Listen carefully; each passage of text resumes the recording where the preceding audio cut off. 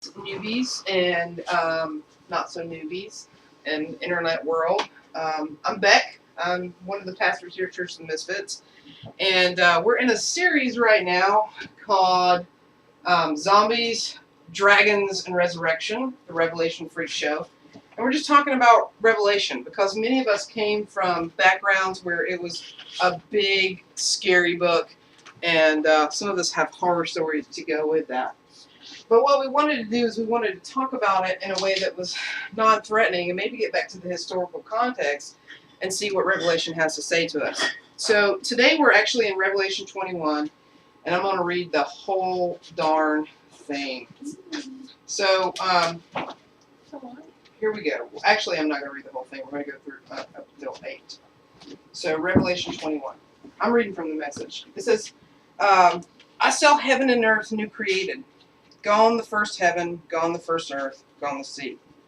I saw holy Jerusalem, new created, descending, resplendent out of heaven, as ready for God, as a bride for her husband. And I heard a voice thunder from the throne saying, Look, look, God has moved into the neighborhood, making his home with men and women. They're his people. He's their God. He'll wipe away every tear from their eye. Death is gone for good. Tears are gone. Crying's gone. Pain is gone. All the first order of things is gone. The enthroned continued, said, Look, I'm making everything new. Write it all down. Each word dependable and accurate. Then he said, It's happening. I'm A to Z. I'm the beginning. I'm the conclusion. From water of life well, I give freely to the thirsty. Conquerors inherit all of this. I'll be God to them. They'll be sons and daughters to me. But for the rest, the feckless and the faithless, degenerates and murderers, sex peddlers and sorcerers, idolaters and liars, for them it's a lake of fire and brimstone, the second death. That's kind of some heavy crap at the end. The other stuff is pretty amazing. But what it reminded me of was renovation and resurrection. I don't know about you guys, but maybe you've had some renovations at your home, or maybe the home you're growing up in. Maybe you guys got a new bathroom, or like a new kitchen or something, and it made things nice for a minute, right? It gave you like a glimmer of hope and like a little novelty, and you're like, oh man, it's all beautiful, it looks good. When I was about 12 years old, my parents redid our back porch, and it was pretty awesome. So, like, we were the awesome rednecks in the block, but we got this brand new back porch. So my parents invited a bunch of people over. We marinated some steaks. We had some sweet tea, and I think it was spring, and suddenly, like, all the birds were chirping and the trees were coming to life after a long winter, and it was cool because it was renovation.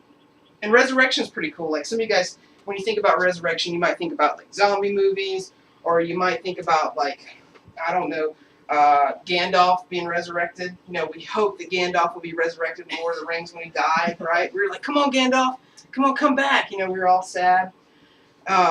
And resurrection's awesome. So, like, we have these images of, like, Jesus, you know, being resurrected on Easter, and it's amazing. Besides the chocolate Cadbury bunnies and the Easter eggs and all that stuff, we think of resurrection in a beautiful light. And we wonder about it. And we wonder about resurrection sometimes when we're watching movies. Like when we saw Dumbledore die, when Snape cursed him, you know, and we're like, dang, is Dumbledore coming back? Or maybe you've wondered about resurrection when you had to go to the car crash and you walked through the scene and you saw the broken mirrors and the blood and you looked for life of your friend and you sat and you wondered, is there resurrection? Or maybe you went to the hospital and you held your friend's hand, their frail hand, as you heard the machines beeping and you heard everything going and you said, is there resurrection? Is this finality? Or maybe you walked through the graveyard as it was raining and you got to the hole in the ground and you touched the casket one last time and you said, is there resurrection? I wonder. Well, the people in Near East Asia, people that the book of Revelation was wrote to, wondered if there was resurrection, wondered if there was renovation, because they faced calamities every day. Like, yeah, we face calamities here where we're living, and they were facing them too. So they were facing earthquakes, they were facing famine, they were facing persecution, they were facing everything. And they wondered, is there renovation? Is there resurrection? I'm going to play a song and let you guys listen to it right now. So we're going to play a song by Gunger Band called Beautiful Things. It's a pretty awesome song. I want you guys just to listen to the words.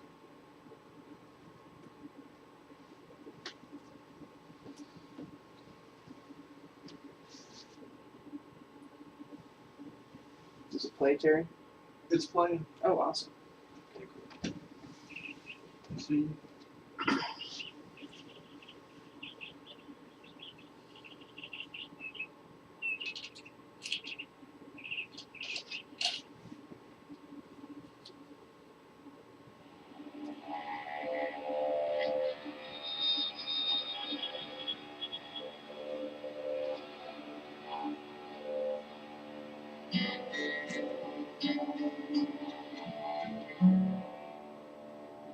All this pain, I wonder if I'll ever find my way. I wonder if my life could really change at all.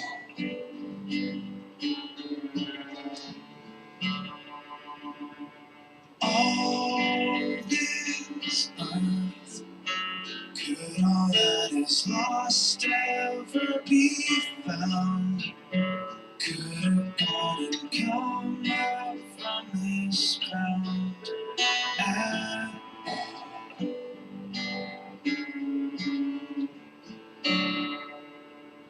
You make beautiful things. You make beautiful things out of the dark. You make beautiful things. You make beautiful things out of the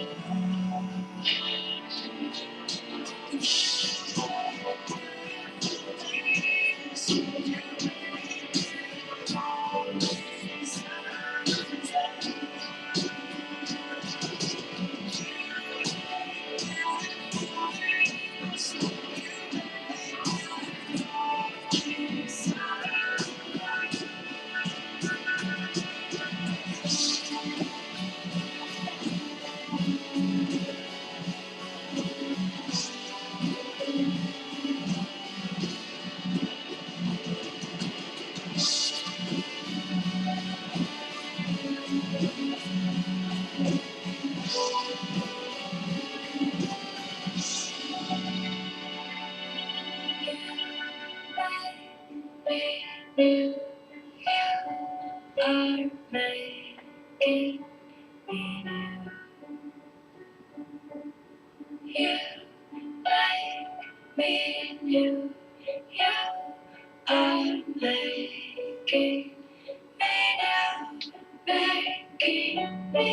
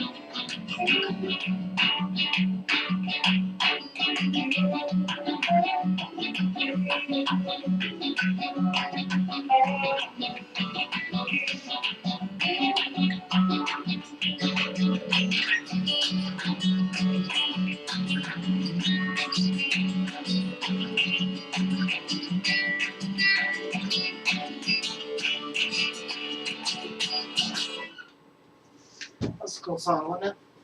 You're I good. like Just that leave it. song. Just leave it. Just leave it. Just leave it. Just. You want to minimize it for me? Yeah. So, let's look back at the scriptures and see what they say to us. I'm going to pull up a different version because the message is amazing, but it probably looks nothing like what you guys are reading for sure. So, all right, so verses 1 through 2. Actually, we'll just stick them here. So it says, I saw heaven and earth new created, gone the first heaven, and gone the first earth, and gone the sea. And I saw holy Jerusalem new created, descending resplendent out of heaven, as ready for God as a bride was for her husband. Now these two verses are cool because they can give us hope, and they offer us hope because we know that something old is passing away. So when it says there's a new heaven and a new earth, does that mean that like earth is destroyed? I don't think so, because I think God has a covenant with creation, and he's making all things new, so he's purifying those things. And the word here for new in the Greek translation is kainos, and it means like fresh or vibrant. So if you can imagine maybe restoring something and it looks fresh, it looks vibrant, maybe you've like restored an old bike, or maybe an old car, or maybe you've taken a painting and like just polished it up and it looks fresh, right? It has a fresh glow to it. And it's kind of like the new heaven and new earth. It's not like new creation, like out of nothing, like ex nihilo, but it's like a renovation, right? Or a resurrection. It's being made new. And it says there's no sea in here. But does that mean there's like not an ocean or sea on the new earth? It's not really what it means.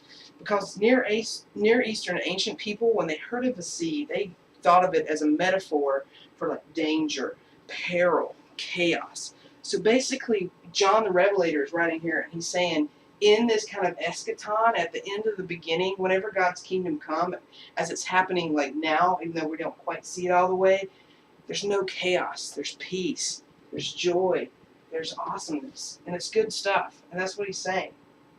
So I think that's really cool. We can have hope because the old things are passing away. So these old systems, these old regimes, these old oppressions, this old injustice, all that stuff is going to be done with and over with. So let's go on to the next couple of scriptures. So 3 through 5. It says, basically, I'm reading the message again. Sorry, guys. It says, I heard a voice thunder from the throne. Look, look, God has moved into the neighborhood, making his home with men and women. They're his people. He's their God. He'll wipe away every tear from their eye. Death is gone for good. Tears are gone. Crying is gone. Pain is gone. All the continued order, or the first order of things, is gone. And that is awesome, because when we look at this, we see that God is with his people. He's making his tabernacle with his people. Now, God's already promised to be with us, but earlier people used to think that they had to go to the temple in order to be with God. So like in Old Testament times, they would often say, well, you have to go to the temple. But there were people that they wouldn't let in. And they wouldn't let them in because they said, well, you're an abomination, or you're unclean, or you're not fit. But the prophets, if you look back earlier in the prophets, like they're always screaming at the temple system. And they're like, dudes, you've forgotten the foreigner. You've forgotten the poor. You've forgotten the marginalized. Let them in. Let them worship God. But people were so like in their like legalism and stuck in that temple mindset that they wouldn't let people come experience God. And we don't have to worry about that in the end of the beginning, because God's making his temple with us. And the thing is that Jesus, like when he came, he clashed with that system, that temple system. So basically it was done. He was already, like, we're the temple of God. Like our bodies are a temple of God. Not in some like pious, fake holiness sense, but like when we get together, like God resides with us. And God is in us, and God's around us. And God's here. And that's really good news, especially if you've ever been called unclean or not good enough or an abomination, because God's with us. I think that's cool. You guys think it's cool? Pretty cool, isn't it? So we can have hope because God's with us. And it says on here, he'll wipe away every tear from their eyes. Now, I don't know if there'll be tears in heaven, right? You guys remember that clapping song? Tears in heaven, right? Like, I don't know. Will there be tears in heaven? Maybe, maybe not. But I don't think there will be sadness. I think it will just be happy tears. Like maybe happy tears, you know? Like when you laugh so hard you cry a little bit. You might pee on yourself, Terry. I'm just teasing. I mean, you know, you get the giggles, right? You start crying. Like what he's basically saying is this is symbolism, right? So it's not to be taken literally. But what he's saying is that pain is going to be wiped out. Like violence is going to be wiped out. Suffering is going to be wiped out. And all these things are going to be made new. Like everything we go through, all the BS that we go through, all the pain, all the violence, all the rejection, all the abandonment, all the hungry children, all the genocide, all that stuff's going to be made new. That gives us hope, doesn't it? I think we can have hope. And so going on in like 6, it says, and I heard a voice of thunder from the throne. Sorry. or maybe it's back in 5. I apologize. This is a message. I'm confused, and you guys are too. It says, the enthroned continue, look, I'm making everything new. Write it down, each and every word. He said, it's happening A to Z. I'm the beginning, I'm the conclusion. And that's cool, because God is making everything new. So while we have to deal with violence now, and while the Near Eastern ancient Christians had to deal with violence, in the beginning of the end, we won't have to deal with that. Everything is being recreated. And just like that video that we saw, it says we're making all things new, like everything will be made new. Like even my chubbiness, right? It'll be made new. Everything that's happened to me that's been jacked up, it's going to be worth it because I'll be resurrected or renovated, right? And made new. That's everything. He says all. And then the cool word in this is panta, which is Greek, and that means all. All things. Everything.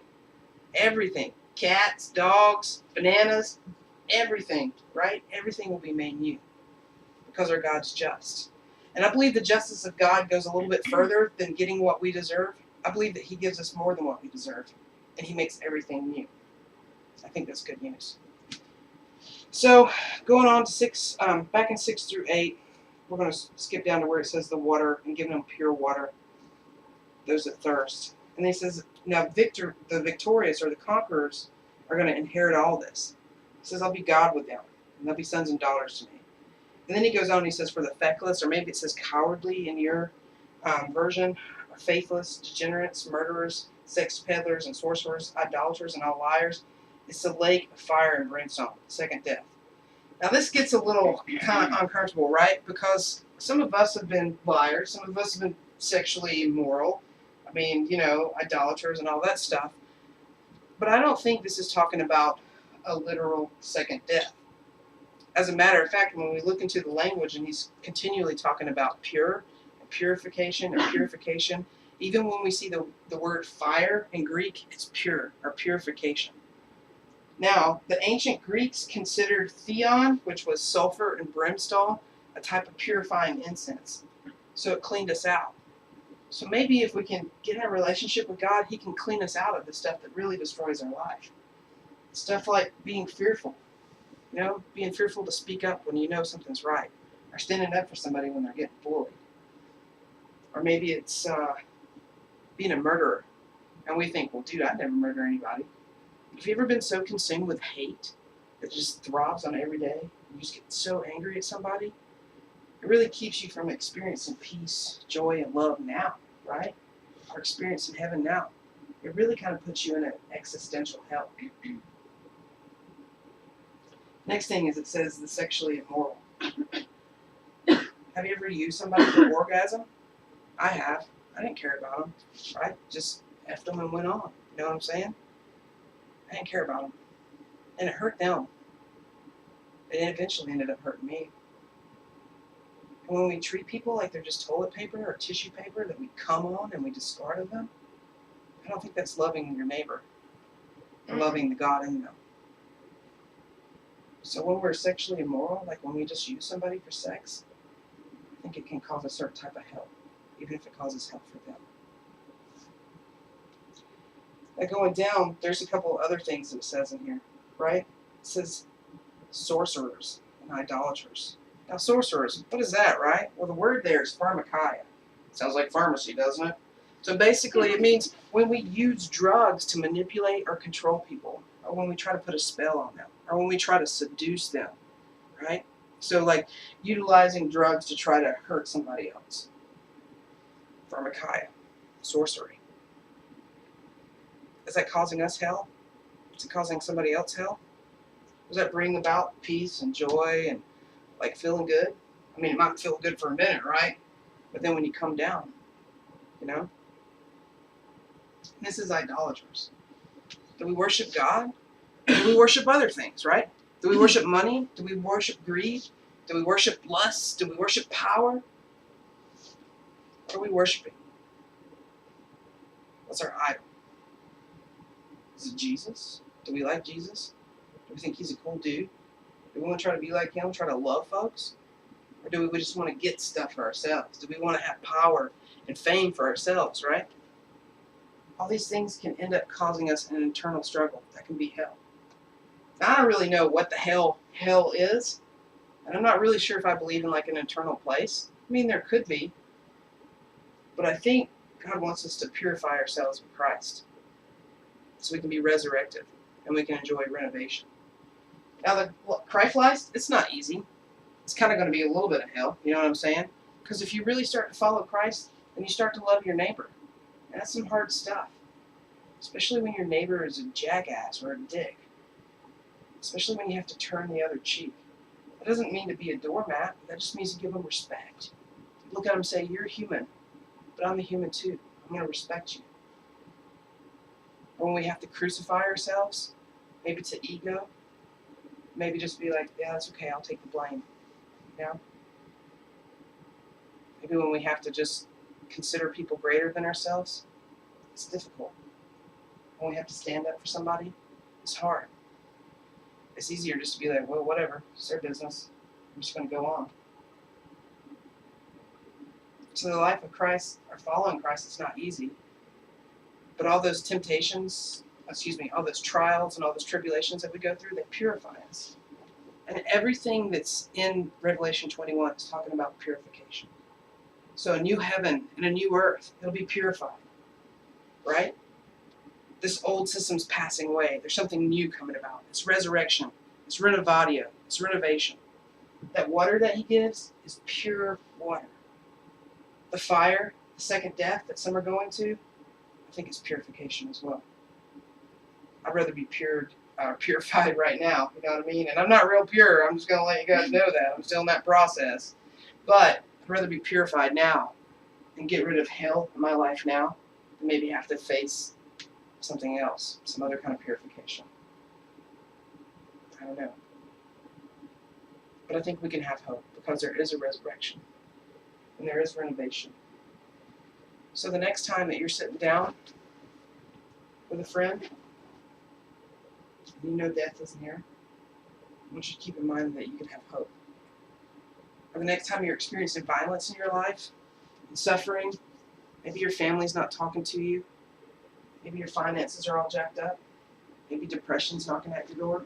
Just remember there's resurrection and there's renovation. So right now what I'm going to do is we're just going to pray real fast and then we're going to talk about it and see what you guys say. So we're going to go into a time of prayer right now and then we're going to cut out. Thanks for joining us. Please leave your comments. You don't have to agree with us. We'd love to hear what you think and what your views are on the scripture. So just send us an email or send us a comment. And I'm going to pray for you guys real fast. Hey, Creator God, we thank you that you are making us new, that you make all things new, that you're purifying us, and then we can have a hope that there's resurrection and there's renovation. It's in the name of the resurrected Christ I pray. Amen. Amen. Can you stop that? Yes, ma'am. All right, guys, y'all got your Bibles out. I'd like for y'all to talk about it. Tell me what you think.